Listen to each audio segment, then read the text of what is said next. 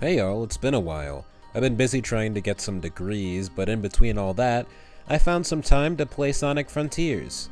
In fact, I bought it on launch day. In fact, I put 30 plus, I put like 40 hours into it, but that's beside the point. Now, before the game came out, I made a video entitled Sonic Frontiers and the Identity of Sonic the Hedgehog, and in that video I expressed some concern with the direction the game was taking. Oh, don't look at me like that.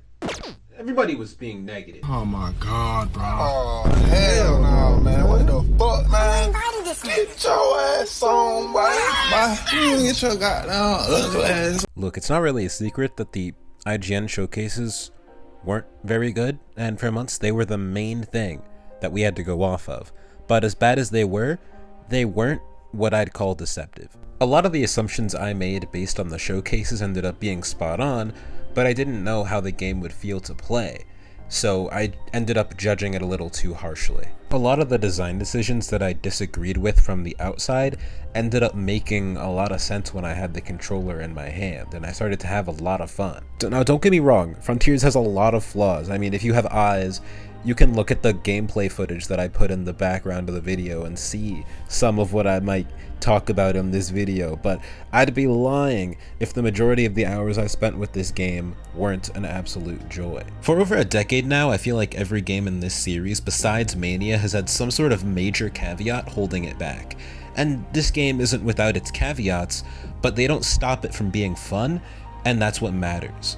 Despite its shortcomings, it's really refreshing to play a game that's committed to being fun above all else, and we don't get a lot of games like that these days. But forget all the generalities, let's get into some specifics. Why can't I talk? Specifics. Now, the main hook of this game is obviously being able to run around in large open spaces as Sonic the Hedgehog. And by the way, if you hear me trying really hard to avoid the term open world in this video, that's deliberate, because this game isn't open world, it's open zone, at least as the devs call it. The game has 5 main islands that you can explore, each one housing all of the familiar Sonic trappings like springs, rails, and ramps. Okay, so one of the things I pointed out in my previous video was how the idea of open zones conflicted with what historically has made Sonic good, that being the tight level design that facilitates Sonic speed. And in that video, I specifically mentioned how the haphazard placement of rails and other things to run on was clearly an attempt to remedy this. Was my assessment wrong? Not really, no. I had no doubt that it would be fun to run around in an open field through rolling hills and by cliffsides as Sonic the Hedgehog, even without any elaborate platforming. But the ramps and rails aren't placed haphazardly. They almost always lead somewhere.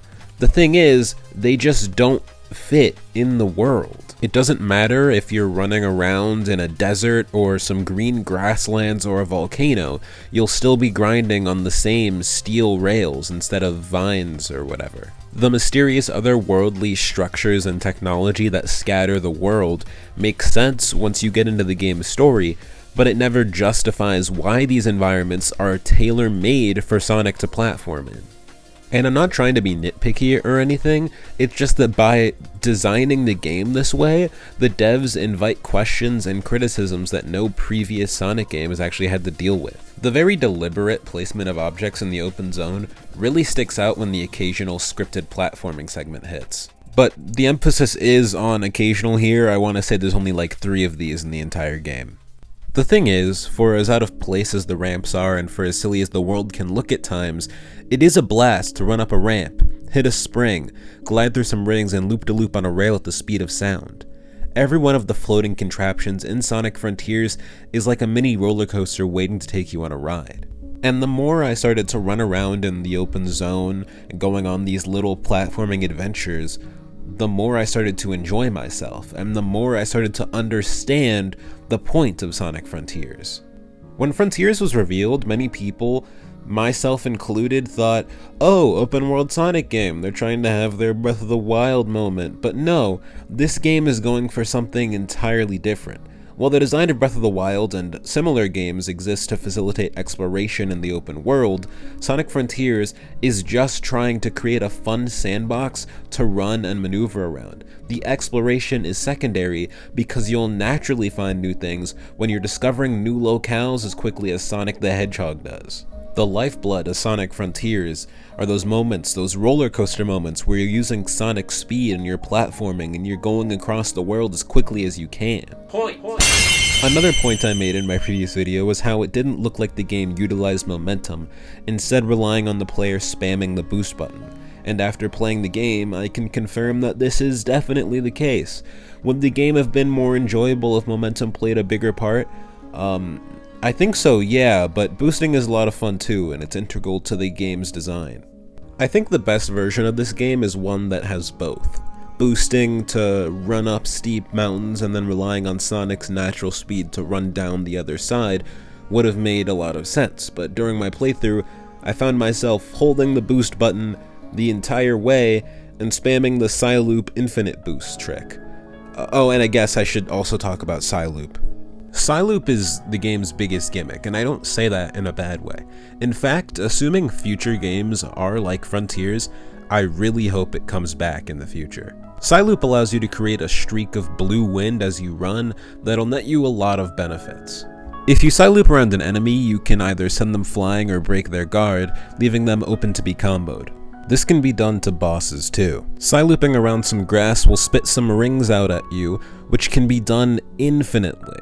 And using Psyloop in a figure 8 formation will get you infinite boost for a few minutes.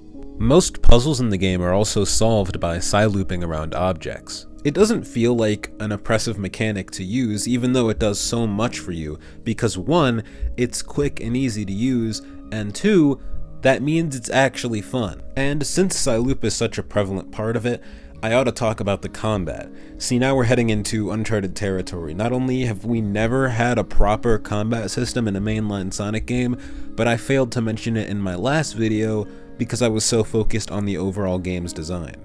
So what do I think of it? Well, it's kinda like baby's first action game, and that isn't a bad thing really, but it's, well, I don't know. To give some context, I finished playing Bayonetta literally a day before Frontiers came out, so going into this game I had a really fleshed out action game fresh in my mind. That said, there's nothing wrong with Frontiers combat, it's just really limited. Extremely limited. It has a very small skill tree that gives you a fair amount of moves to play with by the end of the game, including a parry, a zigzag kick called Wild Rush, a stomp, a spinning kick that you can use during a combo, and a load of projectiles. The thing is, if you engage with the game's attack and defense leveling system, enemies start to die too quickly to be properly comboed. The enemies that do manage to live a little longer are the annoying ones with combo breaker tools like turning into a giant rock or sending out a bunch of spikes everywhere. I played the game on hard mode and on high speed mode, which the game tells you is for Sonic veterans, and despite that I didn't have any trouble with any combat encounter until the game's final area. What I will say is that the game's combat really shines in mini boss fights where the enemies can live a hit, and in the Titan boss fights. Can I just say, it was a genius play on Sonic Team's part to make Super Sonic a recurring mechanic and not just a final boss gimmick in this game. All the moves translate from regular Sonic to Super, but they're way flashier. All the Titan battles are super well done and feature some of the best music I've heard in this series in years. Kellen Quinn is an amazing get for this game, and when I heard him screaming on the first boss track, I knew I was in for something special. And I'm just really glad that they kept these fights out of the marketing because it was a huge surprise for me when I saw it in game, which is why I'm only showing footage from the first fight. So please play this game, if only for the Titan boss fights. They are incredible. Another thing Sega didn't make a big deal out of in the marketing is the cyberspace levels, which are more traditional Sonic levels you can find hidden around in the overworld. Now, I want to preface this by saying I like the cyberspace levels, but god damn it! We were this close to greatness, this close. Almost every cyberspace level borrows from the aesthetics of an existing Sonic level that you've seen done a million times, be it Green Hill, Sky Sanctuary, or Chemical Plant, and yes, those are the only three. The levels that don't are the Sonic Frontiers specific highway levels, and those are the only four aesthetics that exist in cyberspace. Now, please don't misunderstand me, the cyberspace levels are very fun, but most of them are really short and they're all derivative and none of them feel distinct. This isn't helped by the music, and even though it's amazing, you're listening to it right now. Some of my favorite tracks from this game are from cyberspace. Even though it's amazing, none of it invokes the feelings you might associate with these stages. And I don't mind the familiar Green Hill Zone motif not being in this game. I think that's a welcome change, but what I'm saying is that none of the songs that are on Green Hill stages evoke the feeling of running through Green Hills any more than any Chemical Plant track. Like, listen to this and try to tell me if it's from a Chemical Plant or a Green Hill stage. So you probably failed it. It's from Green Hills. And it's not a bad song or anything, you know, they put breakcore in my Sonic game, how could it be bad? But it's not distinct. It's not what I think of when I think of Green Hills. On top of that, the 2D stages feel kind of weird to play, and I think it's mainly because of the lack of a proper spin dash and the over-reliance on boosting, which just doesn't feel as good in 2D as it does in 3D. And because most of the skills you learn in the overworld are combat-oriented, none of them translate to cyberspace levels, and yes, that includes Psyloop, the main gimmick of the game. And to be fair, I don't know how you'd implement it in a way that makes sense. It's a very deliberate mechanic, and that kind of goes against the gotta go fast structure of traditional Sonic levels, but I feel like they could have found a way, even though I don't blame them. And even if their aesthetics are a little lacking, the 3D levels are very fun. And some of the best cyberspace levels in this game, especially the ones found on the last island, rival the best that the Unleashed Booze levels had to offer, in my opinion. So at this point, I've explained most of the prominent aspects of Frontiers' gameplay, so you may be asking, why are we here? How did Sonic get on these islands devoid of life, and why are his friends computers now? To avoid going into too much detail, I'll explain the inciting incident. Basically, Eggman finds a funky tower and is immediately trapped inside of cyberspace. Upon arrival at the Starfall Islands, Sonic and Co. are trapped in cyberspace by a mysterious voice, but Sonic is able to escape because he's the main character. From then on, the gameplay loop is set and it's very simple. On every island, Sonic must find the Chaos Emeralds, take down the island's Titan, thus breaking one of the barriers keeping his friends locked in cyberspace. Every time Sonic arrives on a new island, the emeralds are scattered throughout, and can only be freed with the keys you get from finishing cyberspace levels. It's pretty basic, all things considered, but it's still the best story the Sonic series has seen since the adventure games, if only for the fact that it actually acknowledges previous events and sets the stage for development and new horizons. Crazy, I know. I know that sounds like the lowest bar ever, but you have to understand that Sonic has been stuck in a rut story-wise for some time now. What works for competitors like Mario, keeping the characters complacent and basic, isn't necessarily what works for Sonic. Getting writers who worked on the IDW comics like Ian Flynn was the greatest decision, and it allowed us to see some cool dynamics between characters in this game. Frontiers continues the trend started by Sonic 2 and really helps characters like Knuckles beat the Flanderization allegations, giving them a level of depth that they haven't had in a really long time. I specifically really like what they did with Tails, having him confront Sonic and ask if he's a burden to him, and grow out of that sidekick role. Hey, who was it who stopped Eggman from blowing up Station Square, huh? And who broke me out of prison, or saved me from the Deadly Six's trap? Then I'm wildly inconsistent. You've got brains like Eggman, speed like me, and can fly with your butt. It's okay if you still need help sometimes. That's just part of growing up. And without spoiling anything, the obvious standout writing decisions in this game are with Eggman, because he's not the villain, like, at all. The writers gave him layers, and after the events of this game, it would be weird if he went back to being the same mustache-twirly villain he's been for the longest time. Also, Big is in this game, and he's not annoying or anything, he's just here to fish. I'm sure you all know, all good games have fishing mini-games, and in Sonic Frontiers' case, it has a really relaxing and useful fishing minigame. It's very simple, you just have to make sure the white circle lines up with the big red one. It plays out exactly like the Three Houses fishing minigame, except you have to cast your line. The whole time you're listening to the most relaxing track in the game, and pulling out extremely well-rendered fish, and other things too. The tokens you get from these fish can be traded with big for useful items like keys, rings, and upgrades. It's a really easy way to bypass the monotonous aspects of the game you might not enjoy. And speaking of things I don't like, I hate to end the video on this note, but it needs to be addressed. This game's performance is perplexing. I alluded to this at the beginning of the video, but if you've been watching the gameplay that I put in the background, you already know I'm talking about the pop-in.